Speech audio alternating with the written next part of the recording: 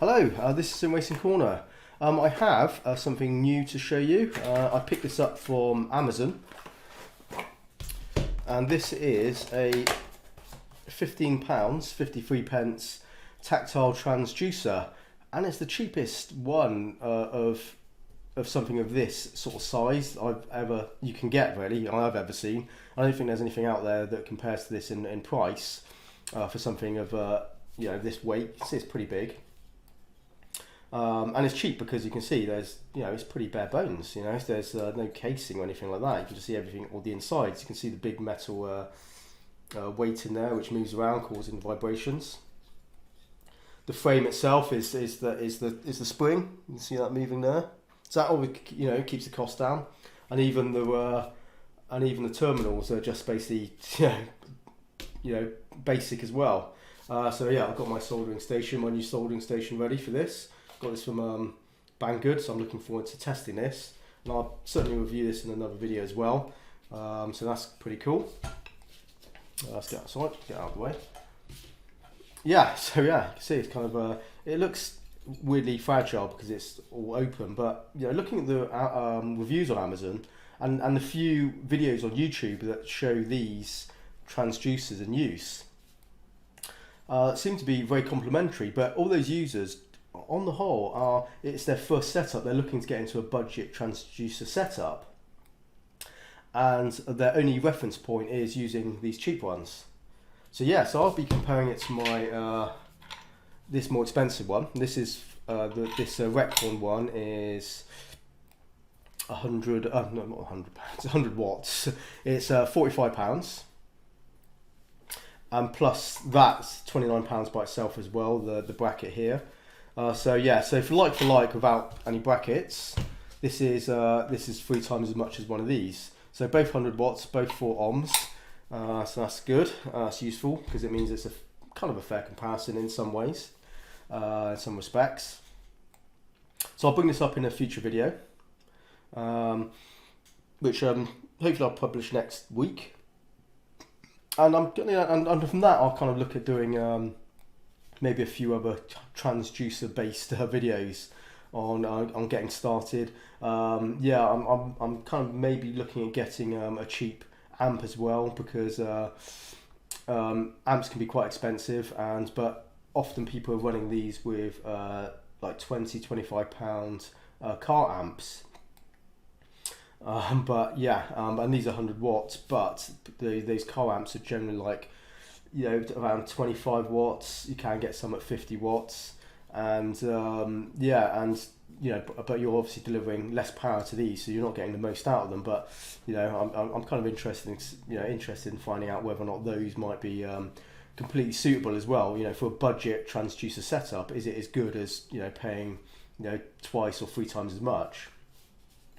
Is it kind of diminishing returns if you spend that much more for a setup? That's what I'm kind of interested in checking out, because often, the people who buy these and show these on show videos on YouTube, which is very few indeed, everyone is lauding it. They say it's brilliant, and they're really happy with it. But yeah, I'm kind of wondering if they're not getting the most out of them. So by having another setup, I'm able to do a comparison and maybe see if it's just as good. Do you need to spend loads, or can you get a £50 setup, amp one of these, is it as good as a more expensive kind of setup? And for at least for sim racing, is it just as good?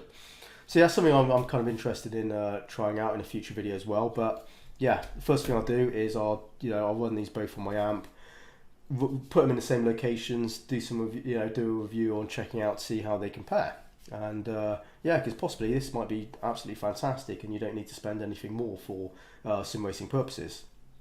And I'd say, certainly if you've got a sim racing cockpit and you have never tried transducer, or you've thought about it but never bothered about it, I have to say these things are absolutely amazing. They really do add a lot of immersion to a setup, and I certainly recommend it, as long as the vibrations that are getting, if they get transmitted for your sim rig, aren't going to be disturbing anyone else, because they will transmit around the house. That's one thing about them. These are slamming against the surface, vibrating your cockpit to transmit a feeling to you, and that means sound, right? So and yeah, it can be quite noisy, these things. They're not quiet. So yeah, and it is a consideration whether or not these things could be actually suitable for your circumstances. But if that's not a consideration, I'd say these things are awesome and they're definitely worth looking at. So yeah, I will do more videos on transducers, because I think it's worth covering, because I think they are very, very good and they are worth looking at if you want to, if you are looking to increase immersion by different levels on your, sim rig, the things we do, to try and improve realism. This is certainly, I'd say, should be up on your list really as something to invest in. But yeah, we'll cover that in more videos anyway. But for the moment, I just wanted to show you my intentions that I've got this in. And yeah, I'll be checking out a comparison and review this very shortly. So yeah, so don't forget to subscribe and look out for my video. So yeah, and let me know what you think in the comments, really, guys. If you've got one of these setups, let me know what you think. If you've made your own comparisons, let me know as well, really, and tell me if these things are, if you think these are any good, and if they've kind of exploded on you. Because like I said, this one, I've had this for 3 years. Every time I sim race, this is always on, and it's been, never had a problem with it, still running great. So this is, longevity of this seems to be really robust. Because it does look kind of weird and kind of open, it makes it look slightly more fragile, but that doesn't necessarily mean it will be, because potentially inside it's a very similar setup, so except this has got a casing around it, so maybe it's irrelevant. And the only reason why this is so much cheaper is because how kind of bare bones it is, which should be fair enough. It might be awesome. So yeah, we'll find out very soon. But okay, guys, thanks for watching. Check me out next week. I'll have some more content on this device, and yeah, we'll see how we go. Okay, take care, and bye bye for now.